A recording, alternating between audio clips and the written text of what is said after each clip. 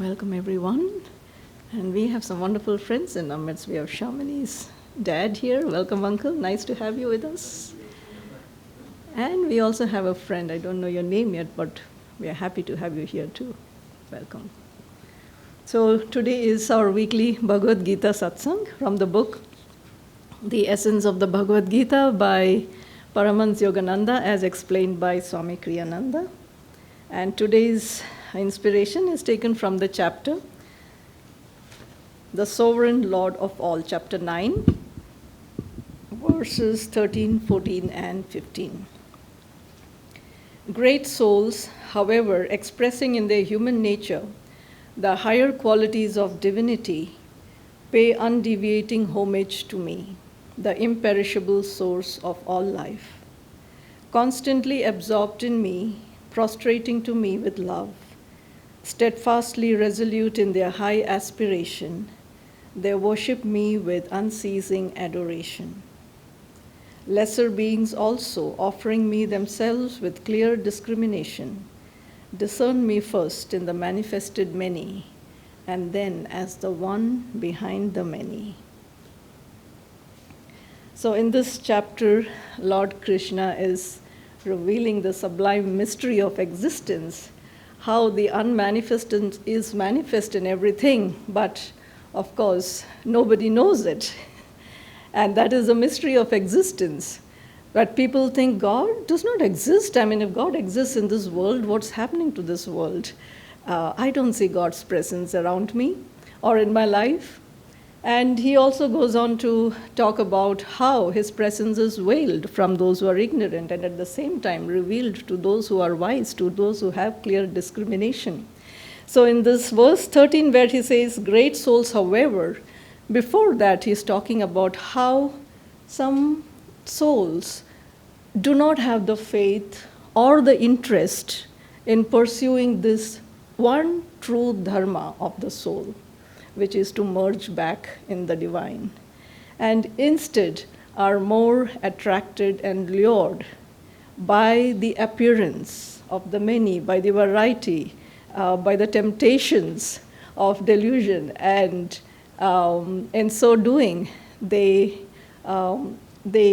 life is limited in its potential, and mortality is inevitable for in such a quest. And it's interesting, all that we love, all that we enjoy, we experience loss at some time or the other. We experience disappointment at some time or the other. We experience unhappiness at some time or the other. And yet, the power of Maya is such that we still keep chasing those delusions, we still keep chasing those illusions. And as the Gita says, rare is that wise Mahatma who can say all is Vasudeva, and it is in the pursuit of Vasudeva only that we can find the joy, the freedom, the love that we are looking for. I want to talk about where Krishna talks about the inevitable, slide towards delusion. There's a beautiful story that Swamiji shares about this devotee who stayed at Ananda village. Now the devotee had been having thoughts of, I want to take a break from staying in Ananda and I want to write some of my own songs. But before, going ahead with his plan, he thought, let me talk to Swami Kriyananda and find out his thoughts. And so he met Swamiji, and Swamiji told him no. In fact, he said, it is better for you to stay here and sing some of my songs. And so he tells Swamiji, well, Swamiji, I love your music, but I have to express myself. And you know how it is with artists. It's important to express oneself. And Swamiji said, no. And sternly, he said, no, I don't know what it is to express oneself. I express only that which my Guru wants me to do. And he said, for me, I am not an artist. I am a disciple. And my only question is, what can I do today to fulfill Yogananda's mission. Think about it. The greatest artist is one who is a realized disciple. And the only true art, the one true art there is the potential in every human soul to be able to draw the holiness out that is latent in everything, to draw out the holiness that is imbued in every atom in creation. And every soul has that potential and power. The two verses of 14 and 15, 14 defines bhakti, constant absorption, prostration with love, steadfastly constant absorption, single-pointed concentration, prostration to me with love, surrender, steadfastly resolute in high aspiration, perseverance. They worship me with unceasing adoration, complete self-offering. This is the definition of bhakti. And I'm sharing stories from the life of Swami Kriyananda because it is a centennial year, and it is wonderful for us to tune into stories of great masters. You know, it's not just saints calling us to be good. We have avatars who are calling us to be saints. It's a high calling and it's a high responsibility because we are the fruit of these masters, of their sacrifices. And having received those fruits, it is equally our responsibility to share that fruit with everybody. And in this verse of bhakti, now we might wonder what makes a bhakta. The next line is about jnana, lesser beings offering me themselves with clear discrimination. What makes us a bhakti yogi? What makes us a karma yogi? What makes us a jnana yogi? Temperamentally, through the power of samskars of past incarnations and lives, we feed one or the other temperament more than the other. And at some point in our evolution, we reach that point of anguishing monotony and we realize, I want something more. And it is well worth our incarnations to reflect that nothing in this manifested world has the power to absorb us completely. That nothing in this world, created world, has the power to bring us to prostration. Nothing has the power to open that flow of love, to resist that pull of the spirit where the river flows unconditionally towards the source. The highlight of this line on bhakti is the essence of unconditionality, which is the true nature of our pure being, the absolute in principle which is within us, but walking as a pilgrim in this world of the manifested many. But every moment, every breath is a call from the divine to embark on that spiritual adventure of finding that one among the many, of finding God hidden within us. A few days ago, I was watching the movie The Passion of Christ. Now, people don't like to watch that movie. But I was so grateful to Mel Gibson for having made that movie. Because we forget the sacrifices of the great masters. Now, when we read this line, constant absorption, prostration, we think, oh my God, what bliss. But in this highest state of being one with God, of being in bliss, and yet, when such a soul descends into creation, it is not spared the travails of creation. I understood after seeing that movie Christ's prayer in the Garden of Gethsemane, Lord, if thou wilt, let this cup pass from me. And he was being tempted by Satan. This is too much for one soul, for one person. Pray to the Father, let this be taken away from you. And he stamps out that delusion by finally saying, "Thy will, not mine." Master endured betrayals from his friends. They are anchored in that bliss. And that bliss, yes, gives that power of endurance. But every moment, and that is their eternal sacrifice for each of their stray brothers and sisters that choose to play with delusion, they again and again offer their every breath, every life, holding out their hand, "Come home with me."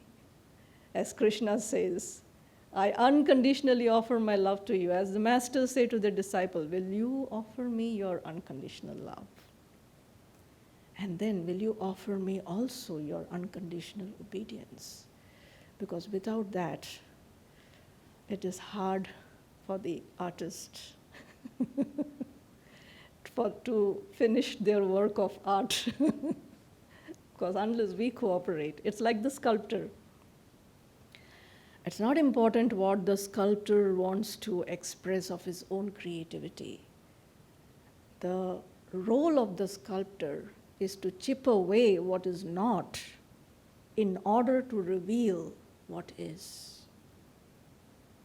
And that is the role of every breath that we have been given to eliminate from our life what is not in order to make space for what is, which is already there within us, but it is suppressed.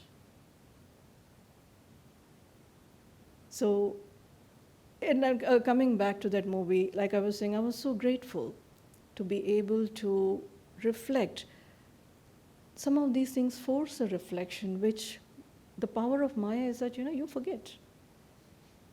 And that is why Patanjali calls meditation smriti, remembrance. How easily we forget our lessons, how easily we forget those moments when God blessed us, but we often remember what He didn't bless us with. So the power of bhakti is to be able to draw into our consciousness the love of the Master. By offering our unconditionality, without that bridge they cannot. As Master was scolding somebody one day, you don't understand. And he says, "No, sir, I understand. I understand what you want from me." Master said, "You don't understand. If you did, you would do what I'm saying you to do." And isn't it the same with us? That we think we know what the Master wants and we go on our journey, fully confident that God is with us. But like Abraham Lincoln in his timeless quote, he said when somebody told him, "Don't worry, sir, we'll win the war because God is with us." And he said, "I don't know about that, but I hope that we are on God's side." And so in the choices we make, in the desires we seek to fulfill and nurture, let's remember to ask ourselves, "Master, am I on your side? Am I offering myself as a channel for you to be able to to manifest yourself, your light in this world?" When Master told Swamiji, "Your life is going to be one of intense activity and meditation." And Swamiji said, "I tried my best to focus on meditation until many years later I realized that he had placed intense activity before meditation." Now that's a bhakta. True devotion listens. It listens to the will of the one who made you.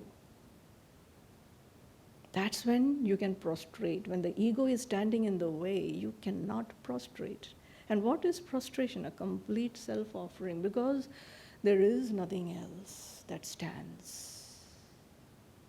There is nothing else that can stand on 2 feet other than God's love, which is keeping you on its 2 feet. God's love, which is flowing as the breath in you. And he goes on also, bhakti yoga, without love. Sri Yukteswarji said, you cannot put one step in front of the other. And the next verse is about the path of wisdom. And he says, offering me themselves with clear discrimination. What is clear discrimination? One is the wisdom that is born through experience. Is that clear discrimination? Not necessarily. No, in fact, not even not necessarily, that is modified. No. When I was I knew the moment I came onto the path that my life was about serving Master. And I asked Swamiji, should I give up my job? And Swamiji at that time said, and I had my parents with me to support. He said, no, your parents are part of your family. I knew, but at some point, I had to give up my job. And that came but about 10 years later. Now, the same question, 10 years back, 10 years later, the outcome was different. Now, if I were to base the outcome based on the past experience, I asked Swamiji, and Swamiji said, no, your parents are part of your family, so you continue your job, and 10 years later I refer to the same conversation without noticing that time has gone by. This situation, this moment is different in time and space. I wouldn't be tuning into clear discrimination. Clear discrimination is intuition, born of the soul's communion with God. Period. Full stop. Experience helps you, not this, not that, not this, not that. But true knowledge, true certainty comes from inner communion. And that is true understanding. That is clear discrimination. That unites you with your pure being, with yourself. That brings you clarity. It is one of the things that the path has given me, clarity. I had so many questions, one still has. But now you know the teachings. What do the teachings give you? They give you eternal principles on which to anchor your understanding. And these are not principles that are good today and gone tomorrow. These are principles from the Vedas of Sanatana Dharma, ancient truths, but timeless. And when you're not standing on the shifting sands of your desires, but on the rock of God's whispers in your life, that's when you find your next step closer to God. That's when we find fulfillment, purpose, meaning.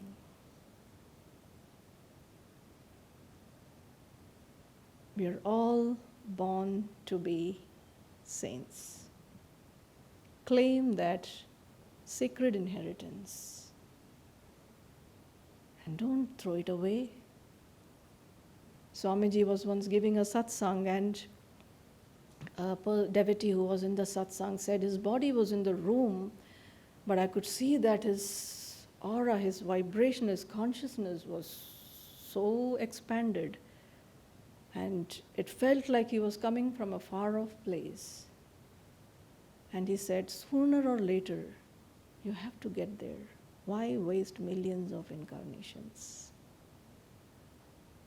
Sooner or later, that is our only true purpose. No matter what binds us in this world today, yes, we have to walk through that path. But never take your eyes off that higher goal and duty we owe to ourselves to express the divine within us. And as we take that one step closer to God, our potential, our capacity, our ability to stay absorbed in that higher reality becomes greater. Because now, as they say, use the principle of magnetism. Swamiji says a very important thing. He says, meditate on greatness. It's one of the simplest ways to be constantly absorbed, prostrate with love, offering myself unconditionally. It's not easy if you're going to go, the intellectual way, but as he said, meditate on greatness. Meditate on the beautiful stories of the great masters of Swamiji's life. And you get to touch that greatness.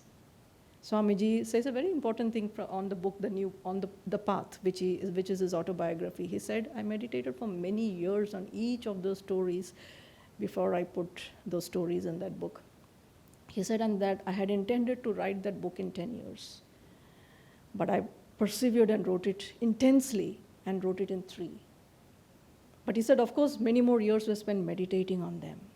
And he said, no one has grown through those stories more than me. Because he said, I meditated on every facet of those stories. Imagine if a master is conveying only divine consciousness, even a raise of his eyebrows must mean something. It can't be a random accident expressing an emotion, right? So he meditated on every facet.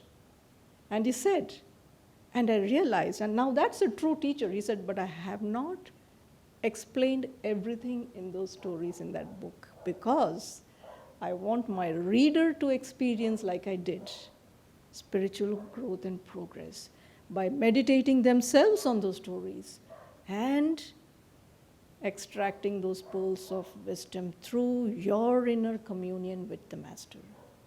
So the book is still open for many more pearls of wisdom. Don't just rush by those stories and be happy with, how something, only one, facet that Swamiji might have written there. There's much, much more for each of us to explore. Meditate on greatness. Put yourself in the elevated company of the masters. And that's when the master is able to bring his consciousness into ours. And that's how we change. That's how our life transforms. And that is why, through these verses in the Gita,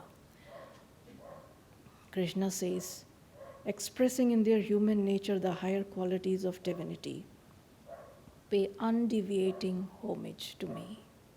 Whenever we choose to express a divine quality, we are expressing homage. We are expressing adoration. We are prostrating. To the degree we can get our ego out of the way, to that degree God's grace can flow and lift us up in His light. So friends, sooner or later, we got to be one with the masters. Why waste our time? Let's get on our journey. And most importantly, enjoy that journey. Master said, don't take life too seriously. Now all of this seems very serious, but in my experience I've also seen when you face the most difficult moments of your life, what gets you through is learning to laugh. What gets you through is your joy and your ability to be, and God's grace comes.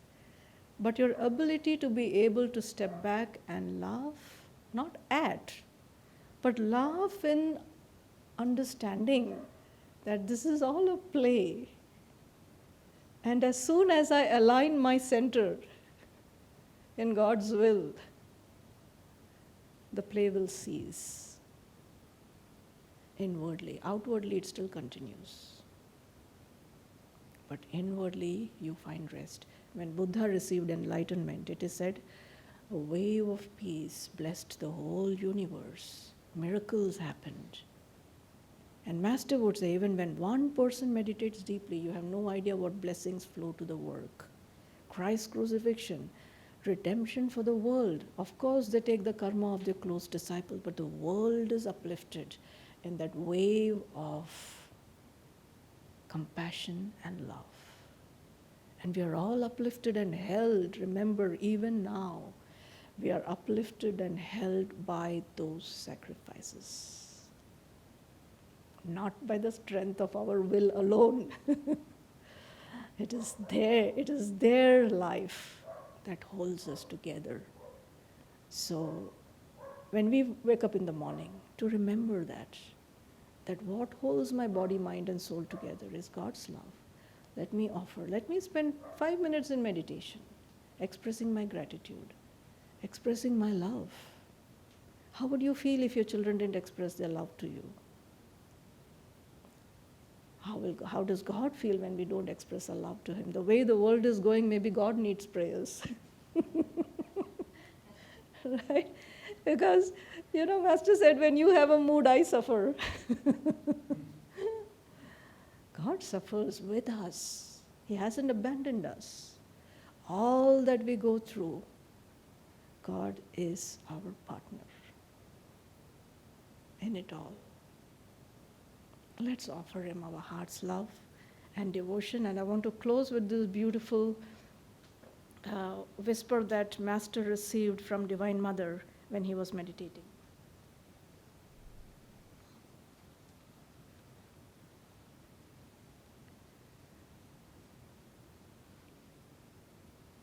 Let's close our eyes.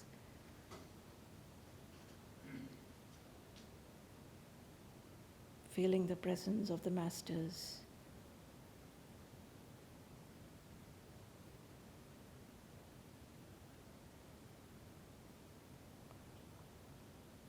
Master writes, he says, always remember your Father loves you unconditionally. But because He has given you freedom to go away from Him or to approach Him, He is waiting for you to express your desire for His love before He comes to you. And Master writes, once when I was meditating, I heard His voice whispering, thou dost say, I am away, but thou didst not come in. That is why thou dost say, I am away. I am always in. Come in, and thou wilt see me. I am always here, ready to greet thee. Let's inwardly, with deep adoration, greet the Masters in our inner temple, gratefully offering to them our life, our breath, our thoughts, our ambitions, our desires, our hands and feet, our body, mind and spirit. Reminding ourselves and offering to the Masters, I was made for thee. Om Shanti Shanti.